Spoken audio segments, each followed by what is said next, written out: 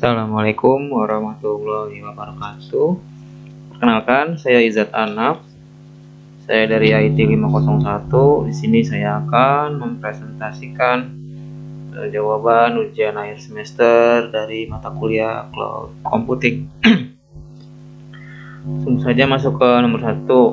Satu itu Software as a Service atau disingkat juga dengan SaaS.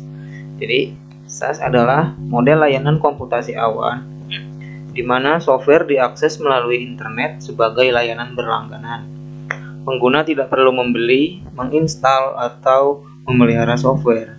Cukup membayar biaya berlangganan untuk menggunakan software tersebut. Contoh SaaS populer termasuk Microsoft Office 365, Salesforce, dan Google Suite.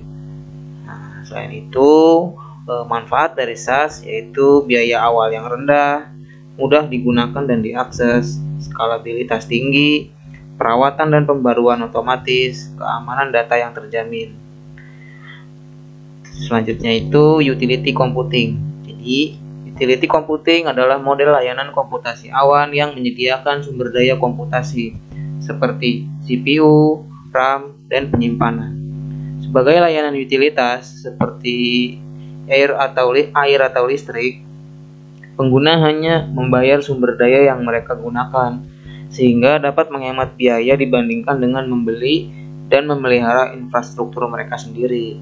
Manfaat utility computing yaitu biaya yang efisien, skalabilitas tinggi, fleksibilitas, keandalan tinggi, pengurangan kompleksitas IT. Nah, selanjutnya itu integrated network. Integrated network adalah jaringan yang menggabungkan berbagai jenis teknologi jaringan seperti Ethernet, Wi-Fi, dan seluler. Untuk menyediakan konektivitas yang mulus dan aman bagi pengguna, integrated network dapat digunakan untuk menghubungkan berbagai perangkat seperti komputer, smartphone, tablet, dan juga perangkat IoT. Nah, manfaat dari integrated network itu sendiri yaitu konektivitas yang mulus, keamanan yang tinggi, performa yang optimal, skalabilitas tinggi, dan juga pengurangan biaya. Nah, untuk contoh penerapan integrated network yaitu jaringan perusahaan, jaringan kampus, jaringan kota pintar, dan juga jaringan rumah. Sekarang kita masuk di nomor 2. Nomor 2 itu ada hybrid cloud. Nah, jadi hybrid cloud adalah sebuah sistem yang menggabungkan pengguna cloud computing antara public cloud dan private cloud. Hybrid cloud memungkinkan pengguna untuk menggunakan kelebihan dari kedua jenis cloud tersebut secara bersamaan.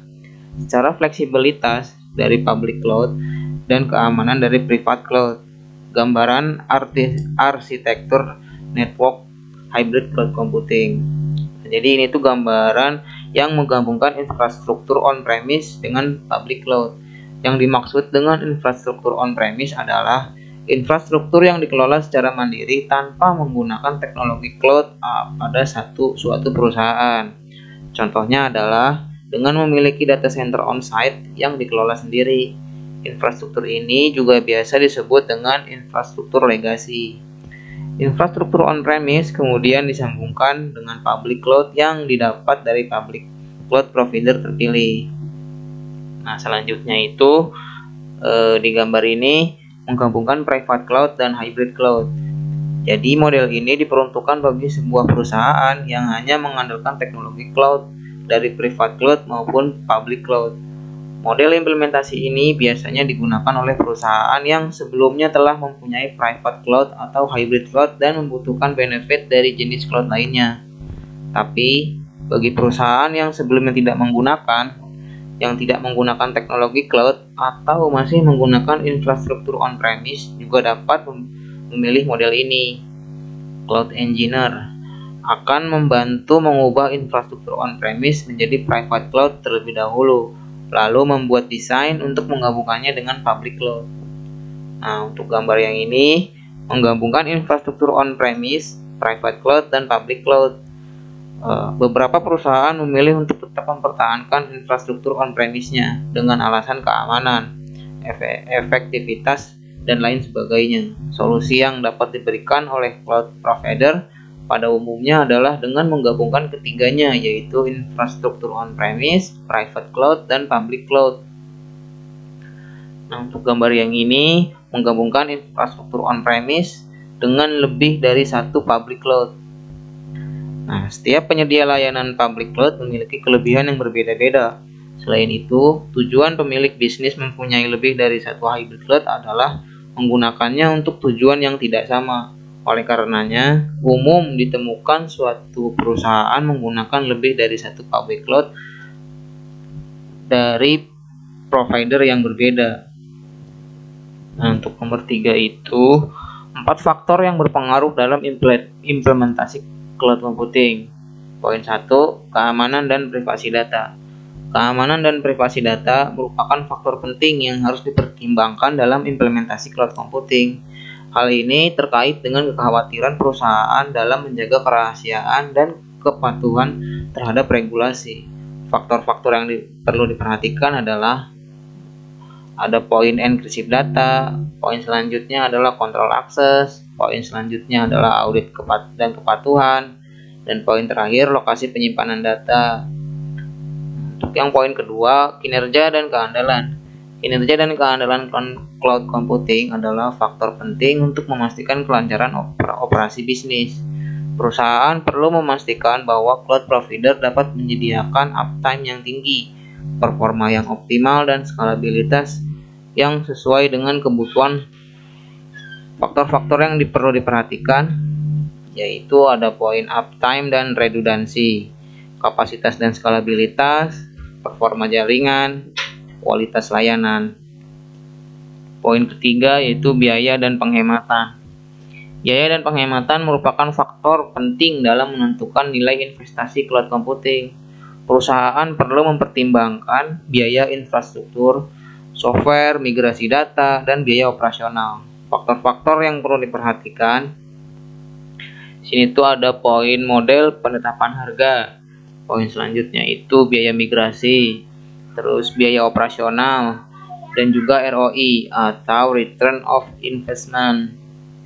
Untuk poin keempat yaitu integrasi dan kompatibilitas. Integrasi dan kompatibilitas cloud computing dengan infrastruktur dan sistem yang ada di perusahaan merupakan faktor penting untuk memastikan kelancaran transisi dan operasi. Faktor-faktor yang perlu diperhatikan itu ada API dan integrasi, standar dan protokol, interoperabilitas, dan portabilitas data. Nah, untuk nomor 4 itu 8 keuntungan virtualisasi dan cloud computing. Poin pertama, penghematan biaya. Jadi mengurangi kebutuhan hardware dan software fisik, meningkatkan efisiensi pengguna sumber daya, mengurangi biaya pemeliharaan dan operasional.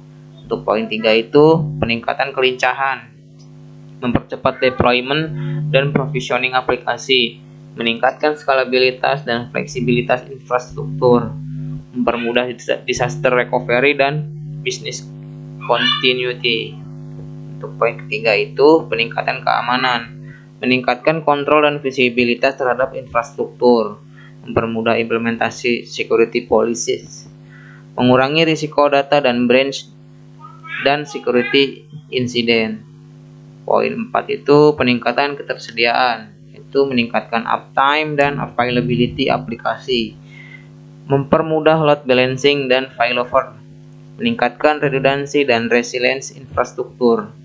Untuk poin 5 yaitu peningkatan manajemen, menyederhanakan manajemen infrastruktur dan aplikasi, meningkatkan sentralisasi dan kontrol infrastruktur, mempermudah monitoring dan troubleshooting. Poin 6 yaitu peningkatan kolaborasi, mempermudah sharing dan akses resource, meningkatkan teamwork dan collaboration, mempermudah remote access dan work from anywhere. Nah, untuk poin 7 peningkatan inovasi, mempercepat pengembangan dan testing aplikasi, meningkatkan agility dan time to market, mempermudah experimentation dan adaptation of new technology. Nah, untuk poin 8 ramah lingkungan, mengurangi konsumsi energi dan resource, meningkatkan efisiensi penggunaan sumber daya, mempermudah implementasi green initiative. Nah, poin ketiga yaitu ada kerugian selain keuntungan, di sini juga ada 3 kerugian virtualisasi dan cloud computing. Yang pertama itu ketergantungan pada koneksi internet. Membutuhkan koneksi internet yang stabil dan berkecepatan tinggi. Terjadinya downtime jika koneksi internet terputus. Resiko keamanan dan latensi yang lebih tinggi. Untuk poin 2 itu jadi kompleksitas manajemen. Membutuhkan keahlian dan pengetahuan khusus untuk mengelola infrastruktur virtual dan cloud. Risiko misconfiguration dan security vulnerabilities. Biaya tambahan untuk training dan support. 3 itu vendor lock-in. Terkait pada vendor cloud tertentu, sulit untuk berpindah ke vendor lain. Biaya switching yang tinggi. Dan terakhir itu kehilangan kontrol dan fleksibilitas. Mungkin sekian video presentasi dari saya, kurang lebihnya mohon maaf dan terima kasih.